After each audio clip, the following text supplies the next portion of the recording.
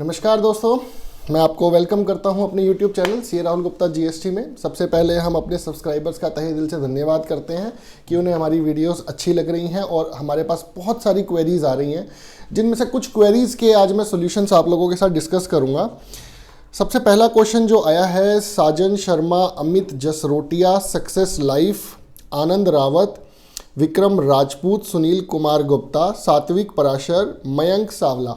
आप सबका एक ही क्वेरी है, वो ये है कि सर हमको टैक्स कब देना है? जब हम विड्रॉ करेंगे एक्सचेंज से तब एक्सचेंज क्या खुद काट लेगा, या हमें टैक्स तब देना है जब हम बैंक में अपने पैसे ट्रांसफ़र करेंगे? देखिए दोस्तों, इसके अंदर क्या है, देखिए ए ने बी को सेल किया, जैसे ही सेल होगा तभी ए का टीडीएस कट जाएगा, एंड जब वो अपनी इनकम टैक्स की रिटर्न के लिए 26 AS देखेगा तो उसके अंदर उसको शो करेगा कि उसकी सेल ऑफ क्रिप्टो 1000 है, 10,000 है, 50,000 है। उसके ऊपर सपोज इसने 5 लाख रुपए का क्रिप्टो बेचा, तो एक्सचेंज इसका 5 लाख पे 1% यानी कि 5000 टीडीएस काट लेगा, और ये 1% एक्चुअल में तो बी को काटना था, लेकिन बी के बिहाफ पे हमें लग रहा है, जहाँ तक है कि एक्सचेंज इस चीज़ के लिए तैयार हो जाएगा। अगर एक्सचेंज तैयार नहीं होता है तो ये बी की लायबिलिटी बनती है टीडीएस काटना, और ए की लायबिलिटी तभी क्वांटिफाई हो जाएगी जब वो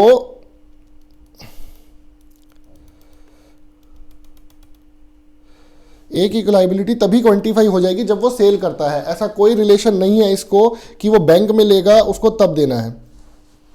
ठीक है दोस्तों, ऐसा कुछ भी नहीं है कि अगर आप बैंक में ट्रांसफर करोगे आपको तब टैक्स देना है। ए की लायबिलिटी तभी बन जाएगी जब उसने सेल किया। सेल की ट्रांजैक्शन होते ही साथ आपकी टैक्स की लायबिलिटी क्वांटिफाई हो जाएगी, मतलब आपको टैक्स उसी टाइम देना बन जाएगा। एक क्वेश्चन और आया था, मैं नाम भूल गया उनका लिखना यहाँ पे, कि सर टैक्स हम जमा कब करेंगे, क्या हमें एडवांस टैक्स जमा करना हो सकता है? इसके अंदर दोस्तों एक एडवांस टैक्स का भी प्रोविज़न है। मान लीजिए मैंने अगस्त 2013 में कोई सेल करा क्रिप्टो, अब अगस्त 13 की रिटर्न तो 31 मार्च 24 के बाद जाएगी, जो हमने पहले भी बताया था। तो जब मार्च 24 के बाद आप रिटर्न डालोगे तो तब आपको टैक्स देना बनता है हिसाब से। तो लेकिन आप एडवांस टैक्स इसका अगस्त 2013 में ही जमा करा सकते हैं। इसके लिए एक अलग से फॉर्म आ जाएगा, अलग से फॉर्म इसका आ जाएगा तब तक। ठीक है दोस्तों, अब हम अगला क्वेश्चन लेते हैं सुशील सरदार जी का। सर जी टैक्स अनेक, अच्छा जी टैक्स बहुत सारे हो गए, अरे एक ही तो लगाया भाई, अभी इनकम टैक्स अभी जीएसटी में तो लाए नहीं इसको। ओल्ड ट्रांजैक्शन पे टैक्स लगेगा क्या? सर देखो, हमने बताया था अगर आप एक रिस्पॉन्सिबल सिटीजन हो, एक अच्छे सिटीजन हो, तो आप 31 मार्च 22 में जो आपकी इनकम आ रही है, जो करंट ईयर चल रहा है, तो आपको उस पर भी टैक्स देना चाहिए। क्यों देना चाहिए? क्योंकि इनकम टैक्स एक्ट ये बोलता है कि अगर आप एक कंट्री के रेजिडेंट हो, अगर आप इंडिया के रेजिडेंट हो, तो आपको अपनी ग्लोबल इनकम पे टैक्स देना है। मतलब आप चाहे इंडिया में कमाओ चाहे आप आउट ऑफ इंडिया कमाओ, आपको पूरी इनकम पे टैक्स देना है। तो एज अ रिस्पॉन्सिबल सिटीजन आपको टैक्स देना चाहिए। अगर मैं, एक क्वेश्चन आया जी अब विशाल श्रीमली का, अगर मैं सिप कर रहा हूं डेली $1 की बिटकॉइन में, और मैं तो मुझे डेली टीडीएस लगेगा क्या? हाँ जी बिल्कुल, पर ट्रांजैक्शन टीडीएस कटेगा। अगर आप $1 पर डे या $1 पर मंथ ले रहे हो तो पर ट्रांजैक्शन के ऊपर एक्सचेंज टीडीएस काटेगा।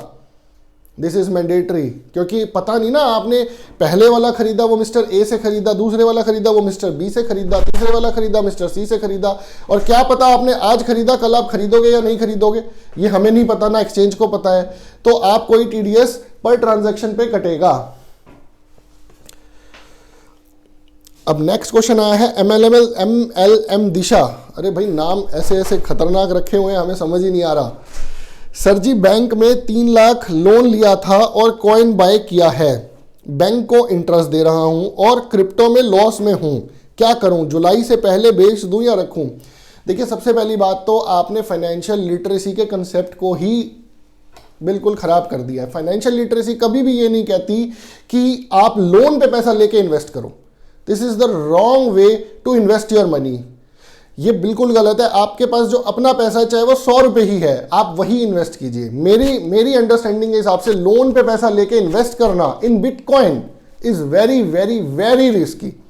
तो मैं तो ये कहूंगा आप ट्रांजैक्शन स्क्वायर ऑफ करो, अपना लोन स्क्वायर ऑफ करो। थोड़ा बहुत पैसा आपने रखना है, 10 20 50 हज़ार रुपये उस लोन के अमाउंट में आप रख लीजिए, लेकिन आप इसको स्क्वायर ऑफ कीजिए और दोबारा से अपनी इन्वेस्टमेंट स्ट्रेटेजी को डेवलप कीजिए।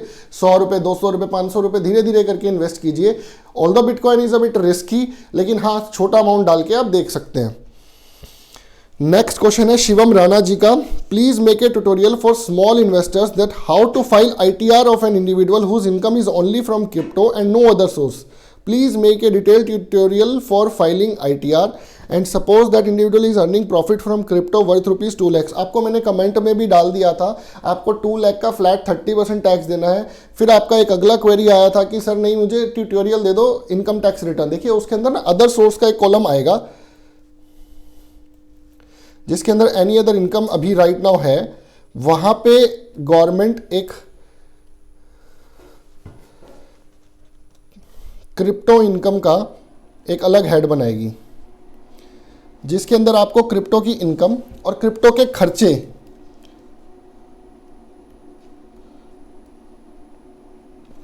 सपोज आपने 1 लाख का सेल किया एंड आपने 50,000 रुपये के खर्चे किए, तो नेट में आप वहाँ पे 1 लाख रुपए की इनकम और 1 लाख रुपए खर्चे करके नेट टैक्सेबल इनकम 50,000 रुपये रिपोर्ट करेंगे और उसके ऊपर आप 30% टैक्स देंगे।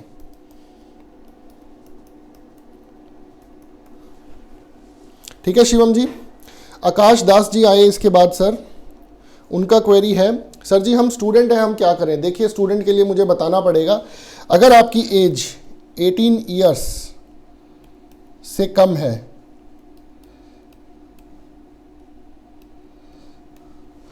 तो पहली बात आप एक माइनर हैं, और अगर आप माइनर हैं तो आपके फादर को उस इनकम पे या मदर को, क्योंकि आपका डायरेक्ट बैंक अकाउंट खुला भी नहीं होगा, आपके फादर के साथ या तो एसोसिएटेड होगा या आपकी मदर के साथ एसोसिएटेड होगा, तो आपके फादर को या मदर को जिसके भी साथ वो बैंक अकाउंट एसोसिएटेड है उसको उस इनकम पे 30% टैक्स देना होगा। अगर आप 18 ईयर्स से अबव हैं, इसको क्लबिंग कहते हैं हम, जो फादर की इनकम के साथ माइनर की इनकम को क्लब कर देते हैं, this is known as clubbing of income. Income tax act के अंदर इसके अंदर पूरा एक चैप्टर दिया हुआ है। अगर आपका 18 ईयर्स एंड अबव है तो आपको वही करना है, सेल्स, आपकी खुद की ITR जा सकती है। आपने अगर पैन कार्ड नहीं बनवा रखा तो पैन कार्ड बनवा लीजिए, पैन कार्ड और टैन कार्ड के ऊपर हमने एक वीडियो डाली हुई है, वो आप देख लीजिएगा। आपकी सेल्स फिर वही बात है, अगर 1 लाख है और खर्चे मान लीजिए इस एग्जांपल में हम खर्चे ले लेते हैं 40,000 रुपये, तो नेट में आप 60,000 प्रॉफिट पे हो, आप अपनी नॉर्मल ITR 30% टैक्स के साथ फाइल करेंगे। ठीक है आकाश जी। अब इसके बाद जो नेक्स्ट क्वेरी हमारे पास आई है वो आई है सैयद जाकिर जी की। अगर मैं 10,000 रुपये 22-23 में इन्वेस्ट किए और वो 10,000 से 1 लाख हो गए और मैं उस 1 लाख को सेल ना करूं और मैं 23-24 में जाके न्यू इन्वेस्ट माना जाएगा या फिर मुझे 22-23 के प्रॉफिट के हिसाब से 2 ईयर्स का टैक्स देना होगा। देखिए गवर्नमेंट ये कहती है जब भी आप सेल करोगे हमें तब टैक्स देना है। अब ये 2 साल है 1 साल है, इससे कोई लेना देना नहीं है। क्यों लेना देना नहीं है? क्योंकि आपको फ्लैट 30% टैक्स देना है। इसमें कोई स्लैब रेट वगैरह कोई बेनिफिट अवेलेबल है ही नहीं। अगर स्लैब रेट होता तो मैं आपको हर साल स्लैब रेट का बेनिफिट दिलाता, लेकिन स्लैब रेट गवर्नमेंट ने मना कर दिया, तो इसलिए आप चाहे 1 साल में बेचो चाहे 2 साल में बेचो, आपका जो प्रॉफिट होगा उसके ऊपर आपको फ्लैट 30% टैक्स देना है। अच्छा एक और बात है, आपकी कॉस्ट क्या मानी जाएगी।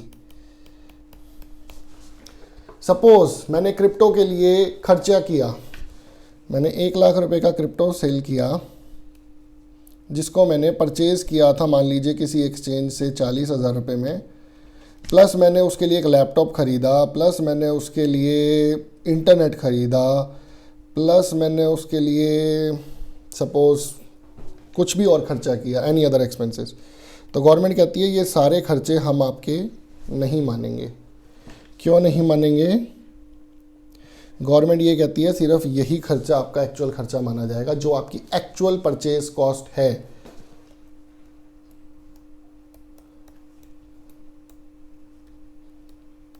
इस पर फ्लैट आपको 30% टैक्स देना है। आपका और कोई खर्चा गवर्नमेंट रिकॉग्नाइज नहीं करती, सिर्फ आपकी परचेज कॉस्ट को रिकॉग्नाइज करती है। सैयद जाकिर जी की क्वेरी थी ये।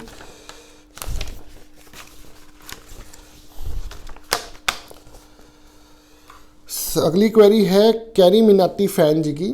सर मान लो 21-22 के अंदर हमने 30,000 वॉलेट में डाले और उससे ट्रेडिंग करके लगभग हमारी ट्रेडिंग वॉल्यूम 5 लाख तक की हो गई है और अभी हमारे वॉलेट में अभी 40,000 बैलेंस है और हम स्टूडेंट हैं, तो हमारा दूसरा कोई भी इनकम नहीं है, ज़ीरो इनकम है। इसमें हमको कितना टैक्स भरना पड़ेगा या हमको कितने तक की छूट मिलेगी? देखिए, एज ए रिस्पॉन्सिबल सिटीजन अगर आपके 30,000 के 5 लाख हो गए हैं तो 4,70,000 रुपये के ऊपर आपको 30% टैक्स देना चाहिए। सबसे पहली बात,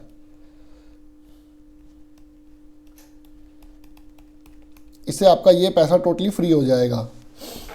ठीक है जी। और अभी हमारे वॉलेट में अभी 40,000 बैलेंस है। ये मुझे समझ नहीं आया, आपके वॉलेट में 40,000 बैलेंस क्यों है? आपके वॉलेट में आपने यानी कि बिटकॉइन खरीदे हुए हैं। अगर आपने खरीदे हुए हैं तो उनकी एक परचेज कॉस्ट होगी, आपको वो एक अपने पास रिकॉर्ड रखना है टैली में या कोई और कंप्यूटर सॉफ्टवेयर में, या आप एक एक्सेल में भी रख सकते हैं कि आपने किस डेट को ख़रीदा एंड कितने अमाउंट का ख़रीदा।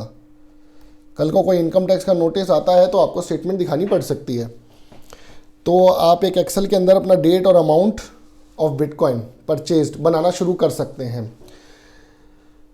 ज़ीरो इनकम है तब भी हमको टैक्स देना होगा। देखिए, स्लैब रेट अवेलेबल नहीं है, तो जो भी आप कमा रहे हो, whatever you are earning, उस पर आपको फ्लैट 30% टैक्स देना है। तो चाहे आपकी ज़ीरो इनकम हो चाहे कोई इनकम हो, अगर आपकी बिटकॉइन की इनकम है तो आपको फ्लैट 30% टैक्स देना है। एक बड़े ही मजाकिया सब्सक्राइबर है हमारे योगेंद्र रावत जी, जिन्होंने कहा है सर जी प्लीज़ रिप्लाई वरना आपका चैनल अनसब्सक्राइब कर दूंगा। अरे भाई, इतना गुस्सा क्यों करते हो आप? ये बताओ कि टैक्स हमें तब पे करना होगा जब हम क्रिप्टो से हुई इनकम को अपने बैंक अकाउंट में ट्रांसफर करेंगे, या एक्सचेंज पर ही कट जाएगा? या एक्सचेंज पर ही कट जाएगा। द मोमेंट यू सेल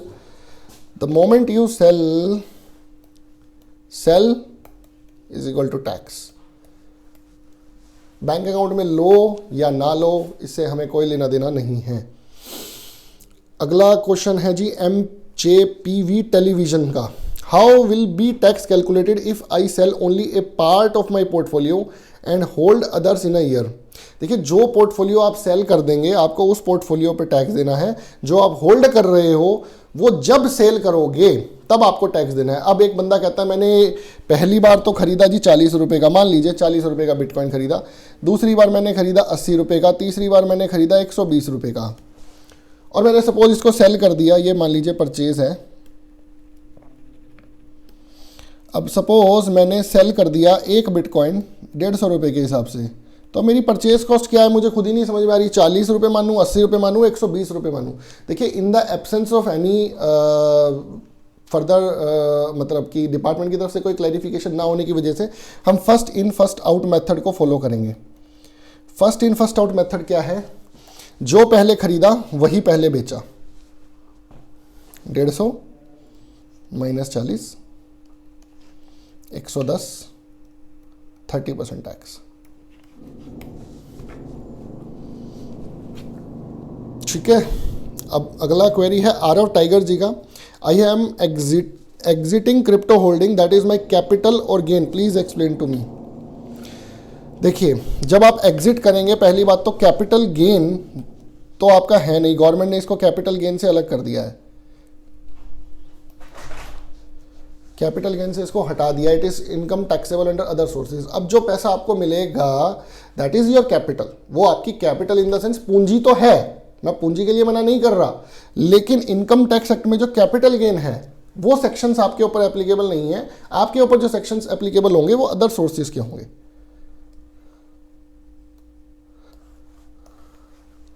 तो कैपिटल तो है आपकी, वो आपके पर्सनल लेवल पे आपकी पूंजी है, आपको उस पर 30% टैक्स देना है प्रॉफिट के ऊपर।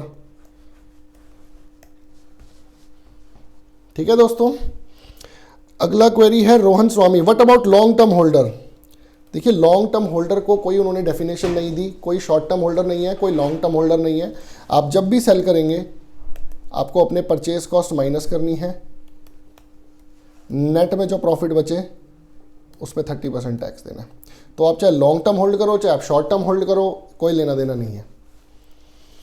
नेक्स्ट क्वेरी है noob game play, can we file a tax on रफली income directly without uploading any transaction details? देखिए ट्रांजैक्शन डिटेल्स तो आपको वैसे भी अपलोड नहीं करनी है, उसके अंदर आपको नेट सेल्स और net purchase, net sales net purchase,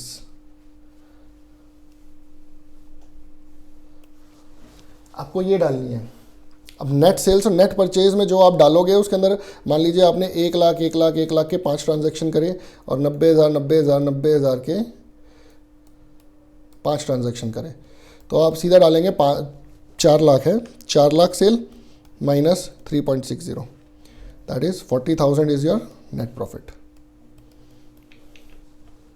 एक क्वेरी और आई थी आपका, सर मोबाइल नंबर चाहिए। मैं जल्दी ही आप सब लोगों को अपना मोबाइल नंबर भी प्रोवाइड कराऊंगा सो दैट आप मेरे टच में आ सके, लेकिन मेरी एक रिक्वेस्ट है, मैं मोबाइल नंबर जरूर दूंगा, आप उस पर 10 to 6 ही कॉल करें और टाइमिंग्स पे कॉल मत कीजिएगा। थैंक यू, धन्यवाद, जय हिंद।